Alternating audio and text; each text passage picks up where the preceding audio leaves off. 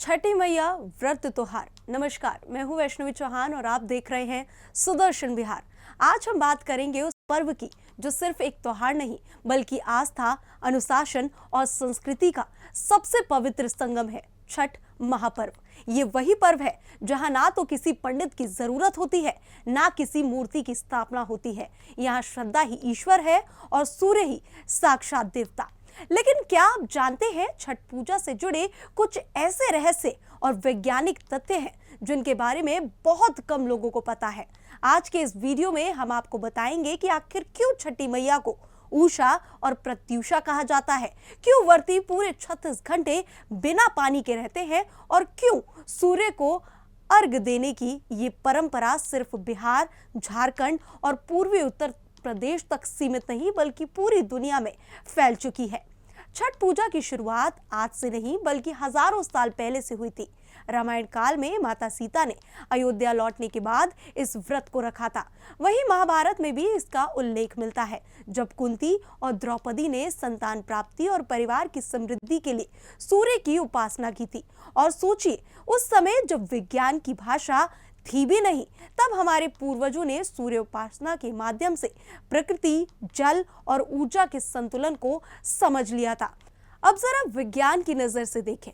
छठ के दौरान जब व्रती नदी या तालाब में खड़े होकर सूर्य को अर्घ देते हैं तो शरीर के अंदर का विटामिन डी अवशोषण यानी कि अब्जॉर्प्शन सबसे प्रभावी तरीके से होता है। वहीं पानी में खड़े होकर सूर्य की किरणों को निहारना ये सोलर थेरेपी का सबसे प्राचीन रूप है।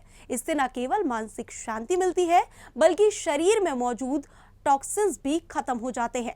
वैज्ञानिकों ने यह भी बताया कि उपवास और सूर्य साधना से शरीर में सेरोटोनिन और एंडोर्फिन जैसे हैप्पी हार्मोन रिलीज होते हैं जो मानसिक संतुलन और ऊर्जा को बनाए रखते हैं।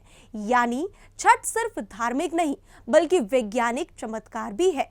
छठ पूजा 4 दिन तक चलती है और हर दिन का अर्थ अपने आप में गहरा संदेश देता है। नहाय खाए इसका मतलब है शुद्धि। इस दिन घर की सफाई, स्नान और शुद्ध भोजन से शुरुआत होती है। इसमें व्रती केवल लौकी भात और चने की दाल खाते हैं जो पाचन के लिए सबसे शुद्ध माने जाते हैं। खरना, इस दिन व्रती पूरे दिन उपवास के बाद गुड़, चावल की खीर और रोटी से पूजा करते हैं।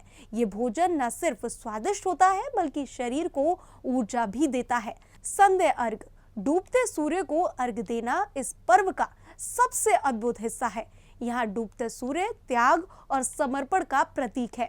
हम अपने अहंकार, अपने दोषों को सूर्य के साथ ढलते हुए विदा करते हैं। ये है नई शुरुआत, आशा और जीवन के पुनर्जन्म का प्रतीक। यह हमें सिखाता है कि हर रात के बाद सुबह जरूर आती है। अब जानते हैं कुछ ऐसे तथ्य जो शायद आपने पहले कभी नहीं सुने होंगे।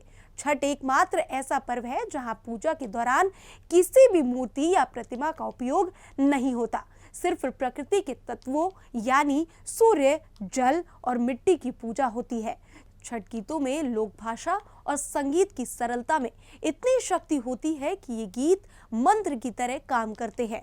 ये गीत फ्रीक्वेंसी और वाइब्रेशन के स्तर पर वातावरण को शुद्ध करते हैं।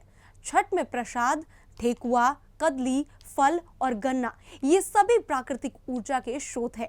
ठेकुआ में गुड़ और घी का मिश्रण शरीर को डिटॉक्स करता है। छठ पूजा में व्रती 36 घंटे बिना पानी के रहते हैं। ये उपवास शरीर की डिटॉक्सिफिकेशन के प्रोसेस को शुरुआत करता है, जिससे आधुनिक चिकित्सा में इंटरमीडिएट फास्टिंग कहा जाता है। छठ पर्व को सूर्य षष्ठी इसलिए भी कहा जाता है क्योंकि यह कार्तिक शुक्ल पक्ष की षष्ठी तिथि को मनाया जाता है।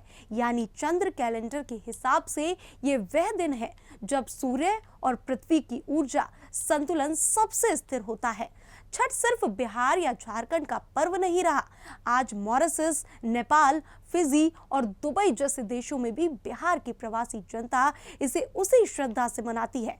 चाहे मुंबई के जुहू बीच पर लाखों लोग खड़े हो या दिल्ली के यमुना घाट पर दृश्य एक ही होता है।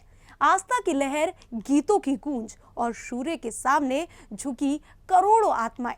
बिहार की मिट्टी ने जो परंपरा दी वे आज ग्लोबल फेथ बन चुकी है, जो लोगों को जोड़ती है, बांटती नहीं।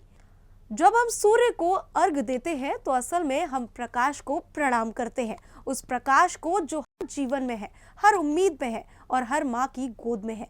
छठी मैया हमें यही सिखाती है कि जीवन में चाहे कितना भी अंधकार क्यों ना हो, अगर आस्था है तो सुबह जरूर होगी। अगर आज का वीडियो आपको अच्छा लगा हो तो इसे शेयर जरूर करें, ताकि हर कोई जान सके कि छठ महापर्व केवल व्रत नहीं बल्कि जीवन का विज्ञान है। जय छठी मैया। सूर्यदेव की कृपा हम सभी पर बनी रहे। नमस्कार।